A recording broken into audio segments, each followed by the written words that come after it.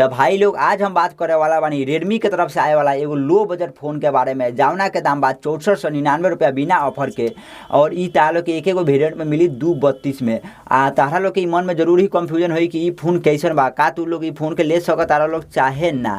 देखो लोग भाई लोग आज के वीडियो में एक बारे में जितना भी तारा लोग के मन में डाउट बा सब क्लियर कर देवे वाला बानी कि फोन तारा लोग खातिर कैसन साबित हो सकता। देखो लोग भाई लोग सबसे पहले हमनी के एक डिस्प्ले के तरफ तनी नजर दौड़ा ली जाए। एमे लागल बा 6.52 इंच के एगो HD प्लस डिस्प्ले जो उनकी 60 हर्ट्ज रिफ्रेश रेट के साथ आवेला बा, मतलब थोड़ा स्लो फील होई। साथ ही में तालो के एमे 120 हर्ट्ज टच सैंपलिंग रेट भी देखे के मिल जाई, 419 ब्राइटनेस भी देखे के मिल जाई। तो देखो लोग भाई लोग ई प्राइस के हिसाब से, मतलब ई दाम के हिसाब से ई फोन अच्छा बा, कोनो ज्यादा एमे हम खराबी ना कहे में एकरा डिस्प्ले में, तो ई अच्छा बा इस दाम के हिसाब से। देखो लोग भाई लोग एमे लागल बा 5000 mAh के बैटरी जो उनके 10 वाट के फास्ट चार्जर के सपोर्ट करेला, जाना के तार लोग के एक बेर चार्ज करे में लाग जाई हमारा हिसाब से 2 घंटा से ऊपर लाग जाए चार्ज करे में। आ एक बार चार्ज रही तो तुम गेमिंग वगैरह ज़्यादा ना करवा लोग तो बड़ा ही आसानी से तारा लोग के एक दिन के बैटरी बैकअप दे दी, मतलब एक दिन तो चल जाई, फिर बिहार में तुम चार्ज करिए लोग आ चाहे 2 दिन चल जाई। अगर तनी मुनी खाली फोन से बतिएबो लोग, व्हाट्सएप वगैरह चला लेबो लोग तो चल जाई। देखो लोग भाई लोग एमे लागल बा मीडियाटेक के A22 प्रोसेसर जो उनकी 12 nm पे बेसी प्रोसेसर बा। आ यकीन मानो लोग भाई लोग, मतलब ये जो प्रोसेसर बा काफ़ी हद तक घटिया बा, जाना में तो लोग बिल्कुल ही गेमिंग वगैरह ना कर पैबो लोग। ओकरा बाद से फ्री फायर पबजी वगैरह तो बिल्कुल ही ना खेल पैबो लोग, थोड़ा बहुत लूडो वगैरह खेल सकेला लोग, और ओकरा बाद से ये सब खेलबा लोग गेम नॉर्मल में टास्किंग वगैरह कर सकेला लोग। तो ये प्रोसेसर काफ़ी हद तक घटिया, बहुत ही घटिया बा ये प्रोसेसर, और ये प्राइस रेंज के हिसाब से हमारा लागल ये प्रोसेसर बहुत ही ज़्यादा घटिया बा। देखो लोग भाई लोग एमे लगेले बा 8 मेगापिक्सल के बैक में कैमरा, आगे तारा लोग के 5 MP के कैमरा देखे के मिल जाए, जो उनकी बिल्कुल ही घटिया क्वालिटी में फोटो खींची, जौना से तू लोग फोटो पे बिल्कुल भी उम्मीद नहीं लोग कर सको, मतलब बहुत ही ज़्यादा घटिया में फोटो आई।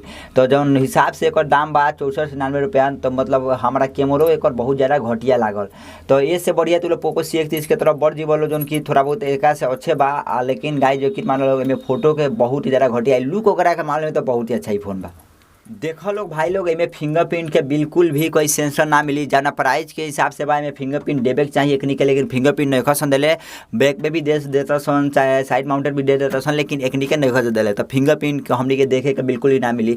लुक वगैरह में फोन काफ़ी हद तक अच्छा बा, कि देखी तो प्रीमियम ऐसा फोन ही लागत बैक से फ्रंट से ना, तो लुक वगैरह के मामले में फोन अच्छा बा, और कुछ में ये फोन बिल्कुल भी अच्छा नहीं है। देखो लोग भाई लोग जितना एक दाम बा, हमारा लगता है कि एक दाम बहुत ही ज़्यादा अधिक बा, एक और दाम 5000 के आसपास में रहे के चाहिए, 5000 से 5500, तो 1500-1600 दाम इनमें अधिक लगता है। और तार लोग कितना लगे पैसा बा, तो तू लोग का कर लो, कोनो पुरान मोबाइल कोनो बेचो तारा सन तार पार्टनर वगैरह तो खरीद लो, अच्छा फोन तारा लोग को मिल जाए इतना दाम में 6128 मिल जाए। तारा लोग को 232 मिलता है, 664 628 464 तारा लोग को बड़ा आसानी से मिले। रेडमी नोट 7 प्रो बहुत ऐसा फोन बा जो तारा लोग के मिल सकेला।